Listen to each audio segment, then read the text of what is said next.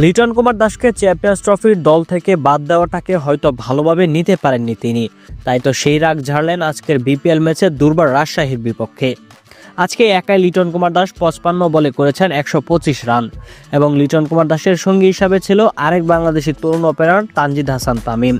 তানজিদ হাসান তামিমও করেছেন 64 বলে 108 রান, অর্থাৎ বিপিএলের একই ম্যাচে ঢাকা ক্যাপিটালসের দুই ওপেনার দেখা পেয়েছেন সেঞ্চুরির।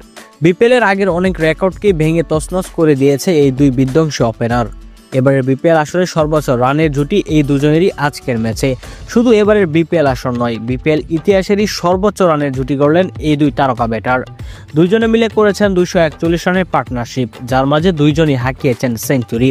এর আগে বিপিএলের সর্বোচ্চ রানের জুটি রেকর্ডটি ছিল রংপুরের দুই তারকা ক্রিস গেল এবং ব্র্যান্ডন ম্যাককালামের দখলে। 2017 সালে 201 রানের বড় পার্টনারশিপ গড়েছিল তারা। এছাড়াও বিপিএল ইতিহাসের এক ম্যাচের সর্বোচ্চ দলীয় সংগ্রহের মালিক এখন ঢাকা ক্যাপিটালস। দুর্বার রাজশাহীর বিপক্ষে আজকে তারা সংগ্রহ করেছে 255 রান। এর আগে সর্বোচ্চ 239 রান করে এই রেকর্ডটি রংপুরের দখলে ছিল। 20 ওভারের টি-20 খেলা দেখলে মনে হবে এটি যেন ছিল একটি হাইলাইটস ম্যাচ। দুর্দান্ত ব্যাটিং করেছেন তানজিদ হাসান তামিম এবং লিটন কুমার দাস। শেষের দিকে সাব্বির রহমান মাঠে নেমেও তিনিও কম যাননি।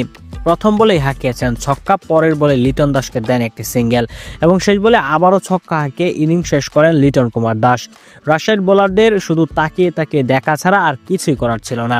রাজশাহীর হয়ে কোনো বোলারই তেমন সুবিধা করতে পারেননি। তাসকিন আহমেদ নিজের প্রথম 3 ওভার ভালো করলেও শেষ ওভারে বেদম পেটানি খেয়েছেন লিটন কুমার দাসের হাতে।